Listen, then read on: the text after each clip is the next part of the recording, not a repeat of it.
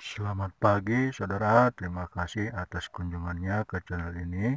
Jangan lupa dukung terus channel ini dengan like, komen, dan subscribe agar channel ini dapat berkembang dan dapat memberikan informasi maupun manfaat kepada kita semua. Jadi pada pagi hari ini saudara, saya ingin membahas masalah bagaimana cara kita untuk merawat bibit terong Belanda di dalam persemaian. Jadi pada umumnya perawatan untuk bibit di persemaian hampir sama semua saudara untuk jenis tanamannya. Mungkin hanya 1-2 saja yang berbeda. Tetapi pada umumnya adalah hampir sama bagaimana cara merawatnya. Jadi terkadang saudara di dalam melakukan persemaian bibit kita tidak menggunakan pupuk kandang ataupun pupuk kimia. Mungkin karena buru-buru atau sesuatu hal sehingga kita menyemainya dengan kondisi seadanya saja tanpa dibantu oleh pupuk kandang atau pupuk-pupuk yang lain. Sebenarnya hal tersebut tidak terjadi sesuatu masalah yang berarti. Yang penting kita setelah tumbuh bibitnya itu kita bisa merawatnya. Ikuti langkah-langkah yang ada dalam video ini saudara, supaya nanti saudara tahu bagaimana perawatan bibit dalam persemaian, walaupun kita waktu menyemainya itu tidak menggunakan apa-apa untuk menyuburkan tanamannya. Karena saya hari itu waktu menyemai bibit terong Belanda ini tidak menggunakan pupuk kandang ataupun pupuk-pupuk yang lain. Begitu juga saudara, apabila saudara kurang paham bagaimana cara menyemai bibit terong Belanda, bisa nanti saudara lihat link videonya di deskripsi video ini. Semoga nanti informasi ini bermanfaat untuk kita semua. Dalam hal merawat bibit di dalam persemaian, pada umumnya saudara di dalam persemaian itu akan banyak tumbuh rumput-rumput liar. Jadi itulah yang harus kita bersihkan dulu. Seperti ini banyak tumbuh-tumbuh rumput liarnya saudara. Ini harus kita cabut semua.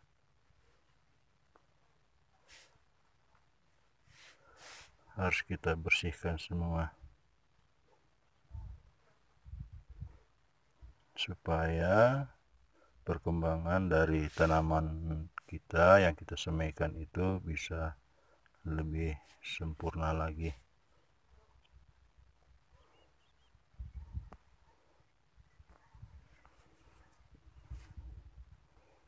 Itulah yang harus pertama kita lakukan, yaitu membuang atau mencabut rumput-rumput yang tumbuh di persemaian kita.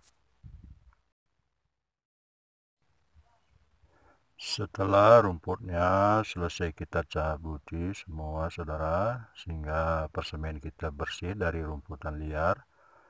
Kemudian kita perhatikan pertumbuhan dari bibit kita itu.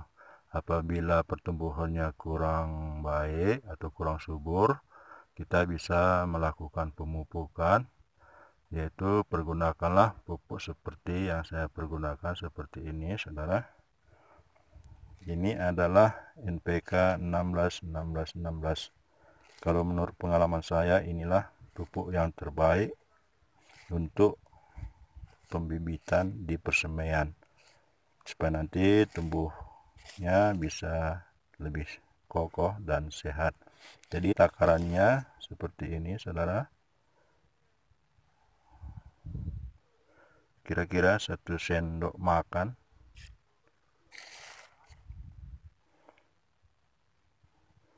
Cukup kita larutkan 2 sendok makan ke dalam air lebih kurang 6 liter.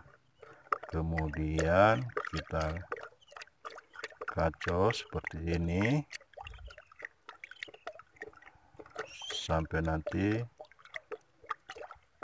pupuknya habis larut bersama air.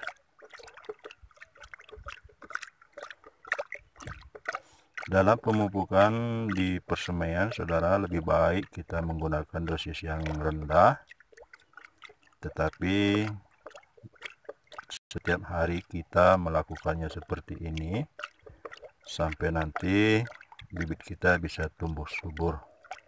Setelah kesuburannya baik atau kita rasa sudah cukup, kita hentikan pemupukan seperti ini.